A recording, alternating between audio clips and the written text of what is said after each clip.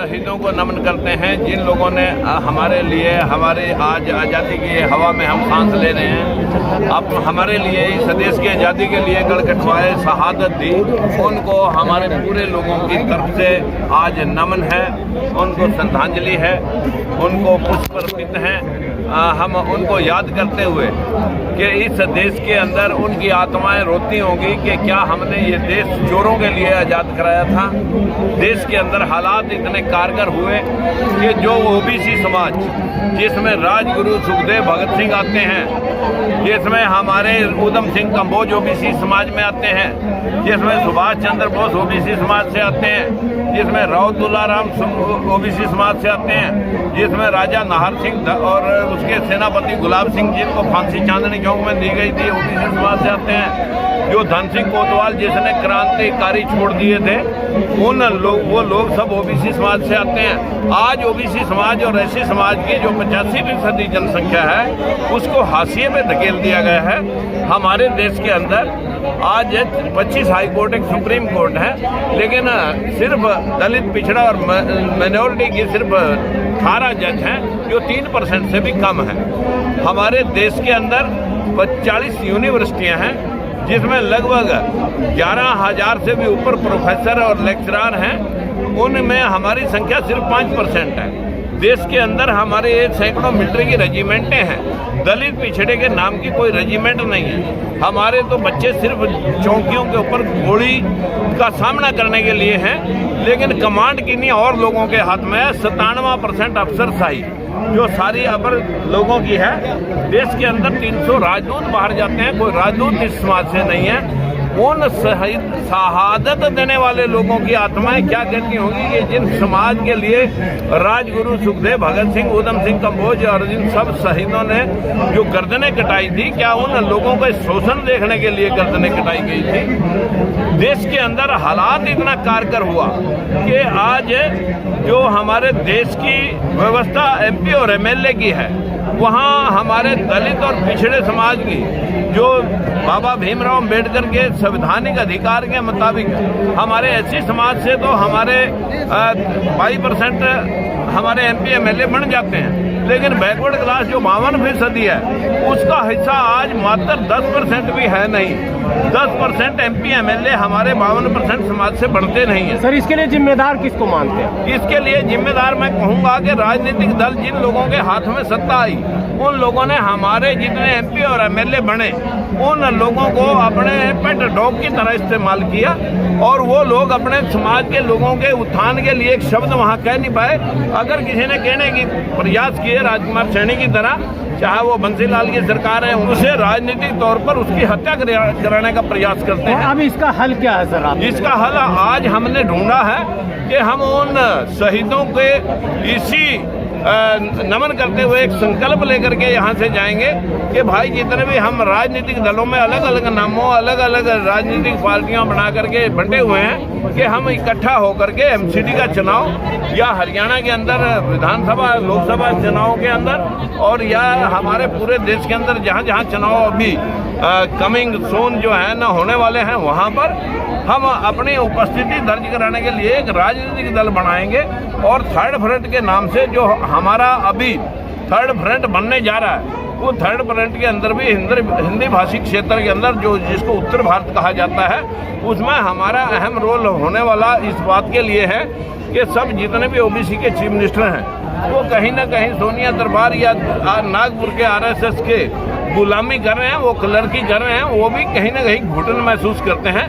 आज इकट्ठे होकर के बीजेपी के खिलाफ एक बहुत बड़ा मोर्चा, जो धर्म की फेम चटा करके हिंदू मुसलमान में देश को बांट करके, जो हमारे शिक्षा का, जो हमारे स्वास्थ्य का, जो हमारे रोजगार का, जो हमारे इंडस्ट्रियलाइजेशन का, जो हमारी टेक्नोलॉजी का, जो हमारा स्तर होना चाहिए था, जो आज बेरोजगार बच्चों को रोजगार के लिए एमए, पीएचडी, बीए करने के बाद जो उनको ईंटें ढोनी, पत्थर ढोने पड़ रहे हैं, एक मजदूर बन करके काम करना पड़ रहा है। कहीं ना कहीं हमारी शिक्षा प्रणाली दुरुस्त करने का या हमारे सिस्टम को ठीक करने के लिए हम सारा एक गठबंधन लाएंगे, थर्ड फ्रंट के माध्यम से आगे बढ़ेंगे। तो चुनाव हारने के बाद में बार बार ईवीएम पे पे आप आरोप लगाते हैं कि ईवीएम के द्वारा हराया मेरा गया। मानना नहीं है, पूरा देश का मानना है कि आखिर ये हुआ क्या, जहां बीजेपी वालों को गाँव में घुसने तक नहीं दिया गया। लखीमपुर खीरी के अंदर जहां पर लोगों के अंदर इतना आक्रोश था, किसानों को मार देने का, गाड़ी सीधी चढ़ाई गई, बीजेपी के एमपी अंदर तक रहे और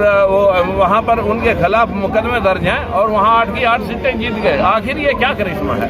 इस करिश्मे को मैं नहीं देख रहा, पूरा देश देख रहा है। लेकिन मैं ये बात मानना चाहूँगा कि इस बात के लिए कि अगर कहीं कोई धांधली है तो आ जाएगी देर सवेर सामने, ज़्यादा देर तक नहीं लगेगी। सर एक और करिश्मा है, चुनाव के फौरन बाद ओम प्रकाश राजभर के भाजपा में जाने की सूचना चलने लगी, लगातार चल रही है, और इधर आरएलडी के जयंत चौधरी की भी। तो कल को आपके विषय में भी मीडिया ऐसे चलाएगा, समाज का भरोसा कैसे जीता जाएगा? देखिए, राजकुमार सैनी के ऊपर इसलिए नहीं कि मैं तलवे चाटू राजनीति में बिलीव नहीं करता। लोग राजनीति में अपने परिवारों के, अपने बहन बेटियों तक के भी जो है ना इस्तेमाल कर लेते हैं राजनीति में चढ़ने के लिए, या अपने राजनीति से पैसे उगा करके अपने कारोबार खड़े करते हैं। मैंने अपने काम धंधे से, अपने कारोबार से राजनीति में आया।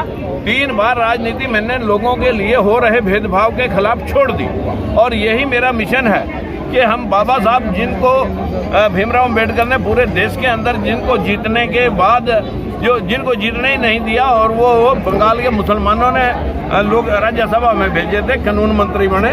इसी प्रकार से महात्मा ज्योतिबा फूले जिनको भी घर से निकलवा दिया गया था, उसी विचारधारा पर राजगुरु सुखदेव भगत सिंह जिन्होंने अपने गढ़ कटाए थे, उधम सिंह कंबोज, सुभाष चंद्र बोस ने जब छावनियां अंग्रेजों की नस्तनबूद की थी, और ठीक ऐसे ही अपने बीमार भाई को छोड़ करके उधम सिंह कंबोज इंग्लैंड में जाके जनरल डायर को मारा था, तब अंग्रेजों ने समझा था कि देश छोड़ना पड़ेगा। इन लोगों को विदेश अब जो है ना किनारे पर बैठना पड़ेगा, जो अभी तक हमारा शोषण कर रहे हैं, बहुत ज्यादा देर तक। सैनी जी, अब तो आपके पास में समय है, एक फिल्म आ गई सर, वो एकजुट कर रहे हैं हिंदुओं को। ये जो हिंदू मुसलमान की विचारधारा है, ये जो फिल्म दिखा करके 5,000 करोड़ रुपए का इससे भी बिजनेस किया जा रहा है हमारे देश के अंदर।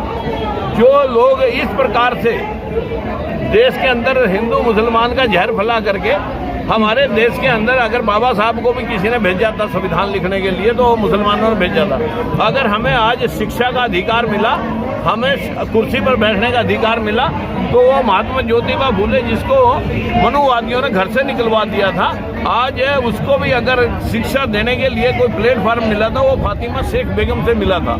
हमारे देश के अंदर यही वो लोग हैं मूल निवासी, जो कभी हिंदू बने, कभी ईसाई बने, कभी मुस्लिम बने, जैसा जैसा प्रेशर आया आज भी लोग, लेकिन आज लोग बुद्धा की विचारधारा की तरफ प्रेरित हो रहे हैं। क्योंकि गौतम बुद्ध ने इस देश के अंदर कहा था कि अगर इस देश को आगे बढ़ाना चाहते हो तो जापान के पैटर्न पर बुद्धि से आगे बढ़ा सकते हैं। अंधविश्वास और पाखंड से आप लोगों को मानसिक गुलाम बना सकते हैं, लेकिन शिक्षा और बुद्धि के माध्यम से इस देश को जागृत करके हम विश्व पटल पर इसको विश्व गुरु बना सकते हैं। लेकिन मानसिक गुलाम बना करके इसे विश्व गुरु नहीं बना सकते।